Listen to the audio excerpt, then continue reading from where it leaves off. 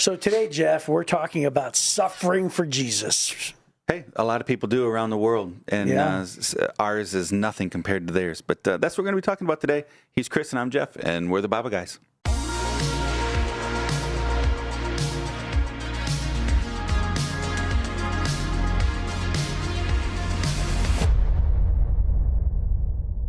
So, Jeff, the segment today is mailbags. Oh, those are fun. Which is basically somebody who writes in any question or comment, and we would love to consider them. By the way, if you would love to have your question considered, please email us at info@thebibleguys.com, and we would love to take it. So this one comes from Michael A. Michael A. And this is what Michael A. writes. He says, throughout all of your years of ministry, which is forever for you. Oh, yeah.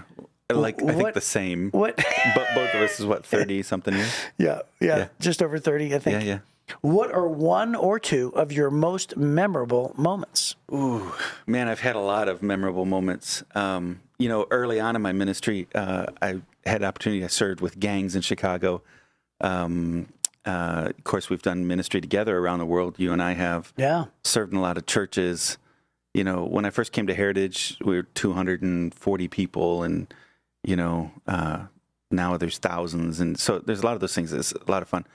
But maybe one of the funniest ones was when I was working in Chicago with the gang members. The church was a big church, had an auditorium that was about 8,000 seat auditorium. And we had a big day. We were shooting for 100,000 people in attendance. And we were going to baptize 3,000 new believers. And it was like Pentecost. It was on Pentecost Sunday, so celebrating Pentecost, and we wanted to be the first church in the modern era to baptize 3,000 people in one weekend. And if God could do it back in the Book of Acts, He can do it today. Kind of the idea. So we worked hard and we mobilized, 10,000 volunteers. It was just a really amazing thing. So I led this gang member to Christ. His name was Ricky, and we take him up, and I was supposed to show him where to get baptized. And it was a really big baptistry, and what they were going to do is baptize we were going to baptize 3,000, but they were going to baptize 100 of them right at the beginning and then dismiss. It takes a long time to baptize that many. And so Ricky looks at me and he goes, "Watch this," and he cannonballed out in the middle. So Ricky's 5 feet tall and 5 feet wide, and he just jumps out in the middle and just cannonballed, and the splash was huge, and the baptistry was way up over top of the choir, and hundreds of gallons of water just splashed over top of that baptistry and just soak all the ladies in the choir. It was one of the greatest moments in my life to see, and I just disappeared. I still have no idea how he got back to Chicago, because he rode on a bus with me from Chicago, so I have no idea how he got home, but that was a pretty amazing thing. And I've seen it in America's Funniest Home Videos and different people jumping in the thing, but it actually happened. It was 1990. Yeah, that's awesome. Yeah. Well, the thing that came to my mind is this, just like you referenced, a lot of really cool moments over 30 years, right? Oh, yeah. And by the way, we had 104,000 in church that weekend. Oh, that's amazing. Yeah, it was pretty amazing. Wow. Yeah. Wow.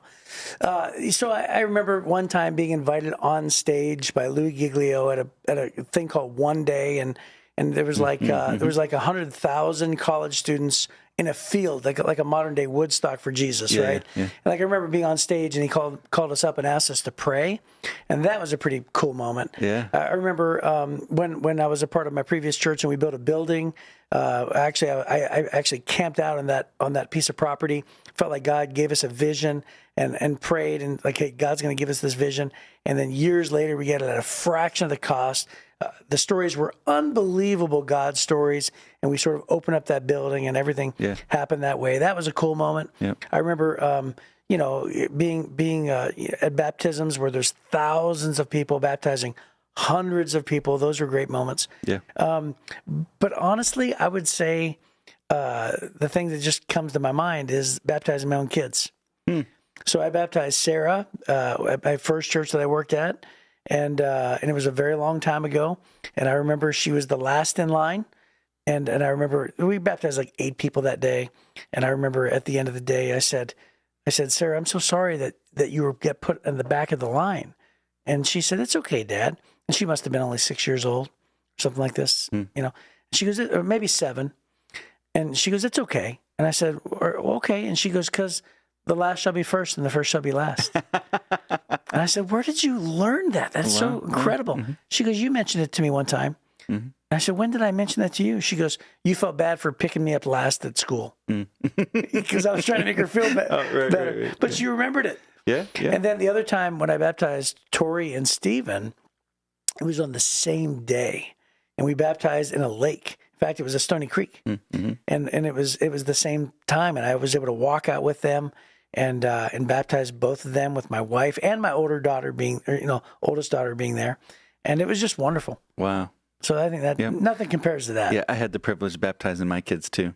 Yeah. Another one is, so the big crowds, both of us had opportunity to be in front of some really big crowds and lead lots of people to Jesus and do some really amazing things. And God's blessed us beyond anything we deserve. Another one, though, was actually at a funeral. And the person that had died had told me, hey, if you'll come speak at my funeral, there's 5 people in my family that are far from God. And I believe that if you share the gospel and offer to, let them respond to the gospel, I think you'll lead them to Jesus. And so 4 of the 5 people were there, and all 4 of them gave their life to Christ at that funeral. And I just remember thinking, man, this guy, spent a big part of his life trying to bring these people to Christ. And it was not in his life, but in the memory and the celebration of his life is when they finally came to faith. And, God let me be a part of that. So yeah, I think it's the changed lives. Michael, to get back to your question, there's been really amazing events, but it's those individual lives being changed, because we can talk about big numbers. We can talk about incredible stories, but it's each of those numbers and each of those stories represent people. And it's the fact that we get to be a part of so many lives being changed. Yeah. I think is the real delight of the ministry. Oh, for sure. It's also the hardest part of the ministry is the people, but yeah, right, right. I love God. I just don't like people. But you're right, though. And let me add one more comment, is that of all the roles that I've played, I was a youth pastor, I was a kids pastor, I was a worship pastor, just like you, and just sort of fulfilled those roles. Yeah. I think of all the roles that I've played over the years, including my current role, as one of the lead pastors and leading weekends and stuff like that, I think that the most fulfilling role that I've ever had was being a pastor of high school students. Oh, wow. Because when you have a high school student come up to you who's like 15 or whatever and says, you've changed my life forever, what happens is you sort of set the course, and that the trajectory of their lives are completely different. Yeah. And, and they're just old enough to where, that like it's going to be a big difference in their lives. Yeah. Well, I'm glad you like that, because we're going to send you back to that same job. So that's excellent. Sign me up, baby. The only problem is I'm not too sure I'd be that relevant. Well, 50-year-old youth pastors are really cool, I thought. Yeah, we'll just make a bowl of punch. Yeah. and they'll just flock to the punch. They will. Teens love punch. Yeah, you're all over it, man. Okay, well, why don't you turn in your resume and we'll see if you're the right candidate for us. The punch thing's really good. Okay, so 2 Corinthians chapter 3 or 6 is where we need to move on to, and we're going to pick up in verse 3 and continue on. And Paul now is kind of unpacking some of his resume a little bit as far as the difficulties he's faced for the sake of the gospel. Yeah. And he says, we live in such a way that no one will stumble because of us, and no one will find fault in our ministry. In everything we do, we show that we are true ministers of God. We patiently endure troubles and hardships and calamities of every kind. We've been beaten, put in prison, faced angry mobs, worked to exhaustion, endured sleepless nights, and gone without food. We prove ourselves by our purity, our understanding, our patience, our kindness, by the Holy Spirit within us, and by our sincere love. We faithfully preach the truth. God's power is working in us. We use the weapons of righteousness in the right hand for attack and the left hand for defense. We serve God whether people honor us or despise us, whether they slander us or praise us. We are honest, but they call us impostors. We are ignored even though we are well known.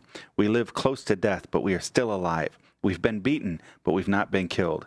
Our hearts ache, but we always have joy. We are poor, but we give spiritual riches to others. We own nothing, and yet we have everything. Mm-hmm. Oh, dear Christian Corinthian friends, we have spoken honestly with you, and our hearts are open to you. There's no lack of love on our part. but you have withheld your love from us. I'm asking you to respond as if you were my own children. Open your hearts to us. Yeah. Paul is great. Yep. Paul is my favorite. When we get to heaven, I'll make sure I'll let him know that, hey, one time our boss said on our podcast. I'm so excited about Paul. When we were making the series, the series for 2023, we're trying to decide, okay, what do we preach on for 2023? And right after Easter, we're actually doing a series, and it's a 5-week series, and it's just on the Apostle Paul. Yeah, that's going to be great. And I'm thinking, gosh, we can go 15 weeks on the Apostle Paul. Oh, yeah. Right? Yep. But we've narrowed it down to 5. But anyway, I just think Paul's great. Yep. So he's here he's pleading with them again. It's kind of almost, it feels like a pause in the letter a little bit, because he's been talking about eternity, and then he pivots back to, now, hey, listen, I love you guys. I've paid the price, proving my love to you. But one of my favorite things, he talks about facing the angry mobs and the hardships and calamities and endured sleepless nights and gone without food. But look at what verse 6 says. We prove ourselves by what? Our purity, our understanding, our patience, our kindness, and the Holy Spirit within us, and our sincere love. Those 6 things prove whether you're legit or not, right? That's what he's saying. And he classifies them, and he sort of categorizes them and calls them weapons of righteousness. That's right. So those things that you just mentioned, the very next words say, we use the weapons of righteousness in the hands of the right and the left. Does he mention typing in all caps on Facebook? Where's that as a weapons of righteousness? I don't. Where is that? I don't see it. Boom! Yeah. Soapbox. What about arguing with all of your friends all the time? Right. Is it in there? Hey, what about banishing family members from Christmas parties and stuff like that? Is that where's that as a weapon of righteousness? Jeff, those are not in there. They're not in there? No. Oh. Hey, by the way, sometimes when we read things like this, if we're not careful, we can forget the context of not only of Paul's context, but also how people are receiving these words. Because think about this, okay? It wasn't too long ago. It was probably not even a couple decades, where Jesus actually said these words: "A new commandment I bring to you: love one another." Right. And so imagine that the idea of loving one another is only a couple of decades old, right? Right. And then all of a sudden, Paul's going around and he's bringing the gospel, which started, by the way, in the Jewish community. And so it sort of grows and grows and grows. And then Paul's, commission or his life assignment, right, that he's been given is to take it to, the Gentiles, those who are Greeks and those who are not very familiar with the ways of Christ and the church, certainly. And so he's writing to the church of Corinth. They're not church culture people. Right. So think about this. It seems a little arrogant, perhaps, out of context, to hear Paul say like this: we live in such a way that no one will stumble because of us, and no one will find fault with our ministry. And everything we do, we show that we are true ministers of God. This isn't bragging. This is Paul going out of his way to model that which is not common. Right. So Paul is saying, do you understand? You know what it also reminds me of? Philippians 2, where he says, if you have any excuses about humility, let me give you an example of Jesus. Yes. Jesus is the ultimate example of humility. Right. And in the same way, Paul's trying to do this with his own life. And he's saying, listen, if you have right to complain, we're going to be the ultimate examples of those who do not complain, because we've still shown you it's possible to have patience in the midst of all these hardships. Mm-hmm. Well, how does that apply to us? It means that chances are, whatever excuse you have, Paul takes it away. Right. Whatever excuse you have to say, oh, I can't be patient with this person. You have no idea how difficult they are at work. Let me think. Does it compare to the things that Paul listed? Right. It doesn't compare. Yeah. And there are so many people who, they think to themselves, man, I have it tough. Yeah. Suffering for Jesus, like you mentioned, right? Mm-hmm. We don't really know what suffering for Jesus means. Well, when you look at verse 5, we've been beaten, put in prison, faced angry mobs. Sometimes, we can feel that way too. We're being foul with other people. We're not representing Jesus well. And then how many times have I had to apologize to somebody saying, I'm sorry. I don't know why I was so grumpy. It's just been a really rough day. Right? Man, I just feel like I've been being beat up all day today and then I lashed out. Or, I've worked to exhaustion. I'm just really, really tired. Or I didn't sleep well last night. I'm sorry. I was grumpy. I didn't sleep well last night. Or I'm sorry. I've gone without food. I'm hangry. Right? Right. And Paul's like, okay, maybe you were hangry. I was starving. Maybe you got beat up by the crowd at work. I literally was beat almost to death and put in prison. What Paul is saying is anything that you would use an excuse for your bad behavior. Right. He said, let's just multiply it times 10. Right. And that's what I've gone through. But I've still tried as hard as I could to model a godly way and a godly response instead. And so he says, so I'm proving myself by my purity. I'm proving myself by my understanding. I'm proving myself by my patience and kindness and the Holy Spirit and sincere love. And that's really it. Instead of us justifying our bad behaviors because we're hangry or because we got roughed up by the crowd, instead, let us be working hard in these other ways to demonstrate that we genuinely are sincere. Not just telling people, we tell people, I mean it in my heart. I'm sincere even though I mistreated you.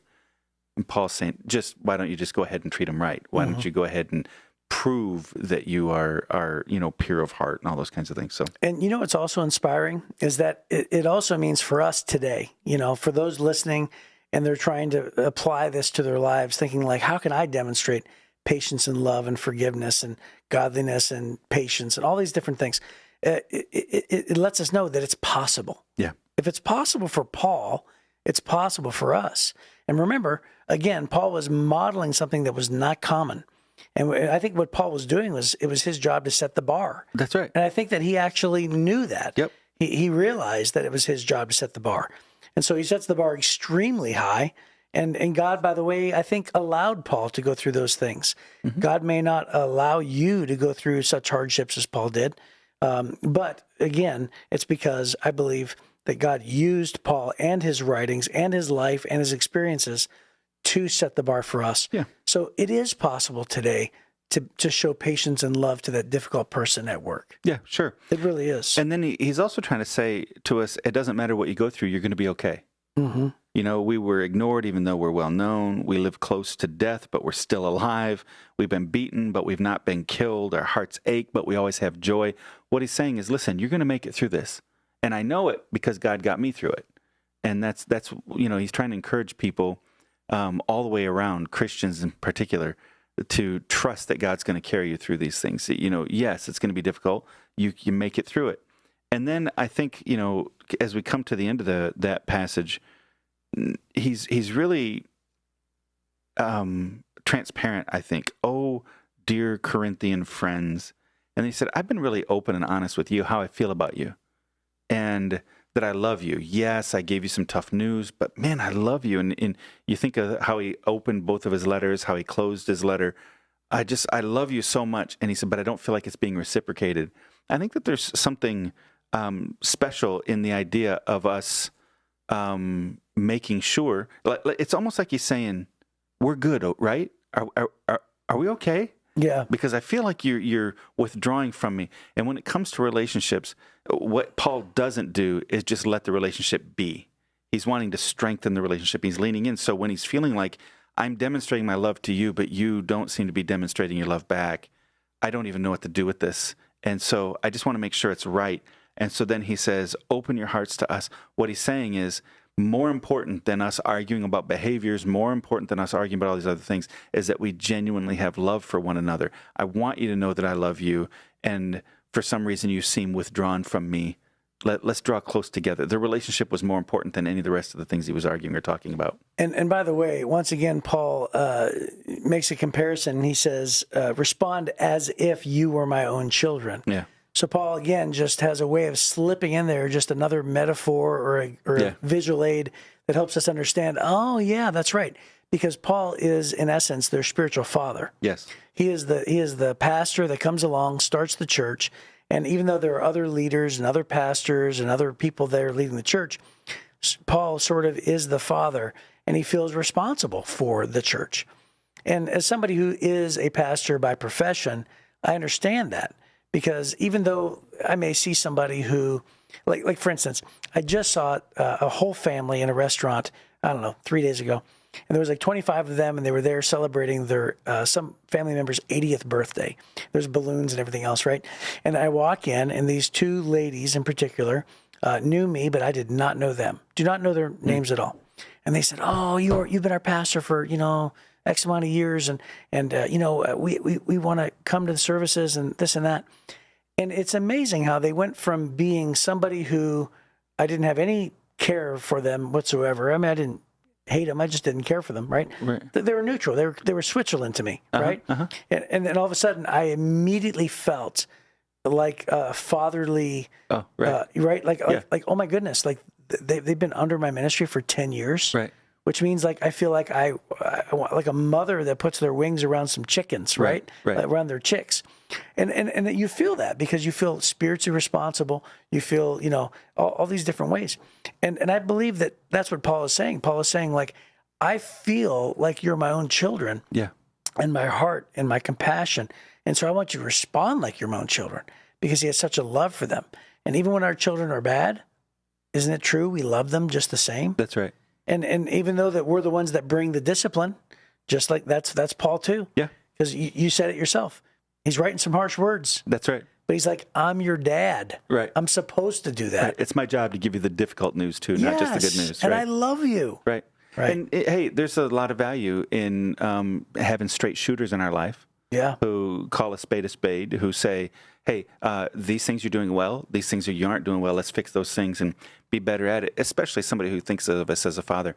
Very quickly, if I can reference this, you mentioned it a couple times over the last couple podcasts about running into somebody that's been a member in your church for 10 years that you didn't know them. Yeah. Right. And for somebody maybe who doesn't know the context that we're in, you and I serve together in a very, very large church. Yeah, that's why. And so there are many pastors on it. We just had our Christmas party a little while ago. We have 55 staff members at our Christmas party. So the people in our church are known.